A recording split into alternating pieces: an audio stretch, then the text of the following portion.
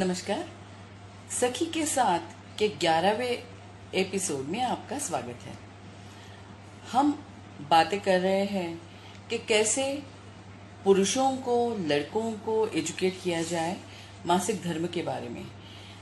तो ही जो गैर मान्यताएं यहाँ पे पसरी हुई है उनको हम काबू में ला सकते हैं और समाज के स्त्री के प्रति जो बर्ताव हो रहा है उसमें कुछ न कुछ बदलाव भी ला सकते हैं।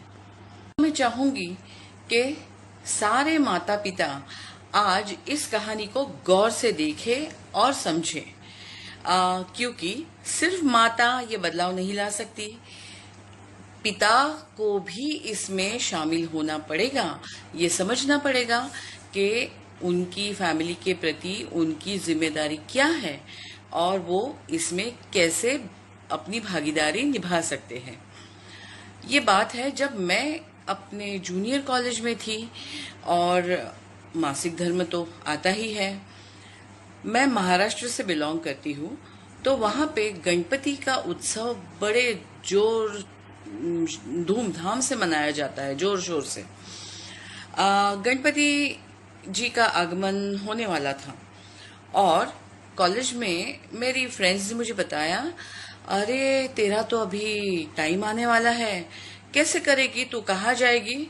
अच्छा, मैं कहाँ जाऊंगी, मैं तो अपने घर पर रहूंगी, गणपति का उत्सव आने वाला है तो उसके भी मजे लूंगी। तो मेरी सारी फ्रेंड्स ने ऐसे मुंह बनाया और इतनी सारी डरावनी बातें मेरे दिमाग में डाल दी। तुझे मालूम नहीं, मासिक आता है तो बाजू में बैठना होता है, मासिक आता है तो भगवान के पास भी नहीं जाते, नहीं तो घर में कुछ बुरा हो जाता है, घर की किसी व्यक्ति के साथ कुछ बुरा हो जाता है। क्या तू जिम्मेदार बनना चाहती है किसी के साथ कुछ बुरा हो? हाँ, मैं तो डर गई और डर के मारे रोने लगी। पूछा कि इसका इलाज क्या हो सकता है, तो उसने चुपके से मुझे एक गोलियों की, एक टैबलेट्स की प्लेट थमा दी। तू एक काम कर, आज से रोज ये टैबलेट ले लेना जब तक गणपति का उत्सव खत्म नहीं होता। मैंने बोला, लेकिन मैं तो पूछूंगी अपनी माँ से। तो उसने बोला, नहीं नहीं मत पूछ, उसके अगर ध्यान में नहीं है वो तुझे कहीं पे भेज देगी, चुपचाप ये टैबलेट्स ले, कुछ नहीं होगा। मैं इतनी डर गई थी कि मैंने तो चुपचाप वो गोली खा ली। हुआ ऐसे कि आगे दिन भर कॉलेज में बैठना था, हम तो साइंस स्ट्रीम में पढ़ते थे तो प्रैक्टिकल भी करना था। वो गोली से क्या होता था पता नहीं, लेकिन मुझे बहुत सारी उल्टियां शुरू हो गई, बहुत ज्यादा सीवियर एसिडिटी हो गई। मैं उल्टियां करती रही और वो देख के मेरे जो कॉलेज में प्रोफेसर थे, लैब असिस्टेंट थे, उन्होंने मुझे घर भेज दिया। घर जाके माँ का सामना जो करना था, उसने वो गोलियां देखी और दंग रह गई। ये गोलियां तेरे पास क्या कर रही है? क्योंकि वो गोलियां हार्मोन्स की या कॉन्ट्रासेप्टिव्स की गोलियां थी, जिससे हमारे हार्मोन बैलेंस में बहुत बदलाव आते हैं और शरीर को बहुत सारा नुकसान भी करते हैं। माँ ने बताया, अगर ऐसे कुछ होता तो मैं खुद ही तुम्हें नहीं बताती। ठीक है, अभी तो आराम कर, कल देखेंगे। दूसरे दिन उठते ही मेरे पिताजी और मेरे भाई मेरे पास आए और उन्होंने कहा, हमने इस बारी से तय किया है कि इस बार गणेश जी की पूजा तुम करोगी और हम सब तुम्हारे पीछे आरती में खड़े रहेंगे। मैं जोर जोर से रोने लगी और उनको समझाने लगी कि ना कुछ ऐसा होने वाला है कि जिससे कुछ बुरा हो सकता है। उन्होंने समझाया, देखते हैं भगवान की दी हुई चीज भगवान जी कैसे नकार सकते हैं। अगर कुछ बुरा हुआ तो हम सब साथ हैं ना, मिलके देख लेंगे। उस बात ने मुझे इतना कॉन्फिडेंस दिया।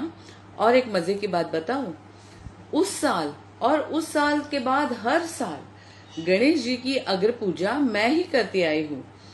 देखिए, न मुझे कुछ हुआ, न गणेश जी ने मुझे कभी किसी चीज के लिए डांटा। मेरी पढ़ाई ठीक ठाक से पूरी हुई और आज देखिए, आप सबको ज्ञान पढ़ाने में मैं आपके सामने हूँ।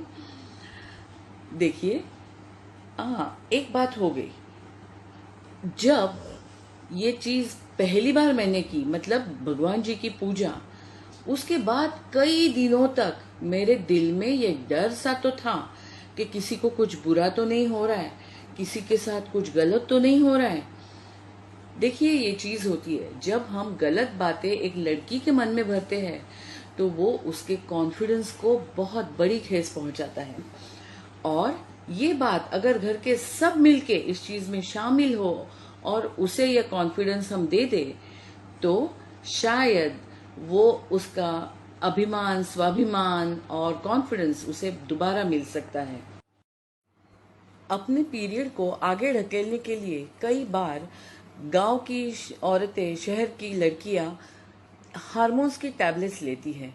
ये टैबलेट्स बहुत आसानी से उनको मिल भी जाती है, लेकिन आपको पता नहीं इन टैबलेट्स का एक लड़की के या स्त्री के शरीर पर बहुत बुरा असर होता है।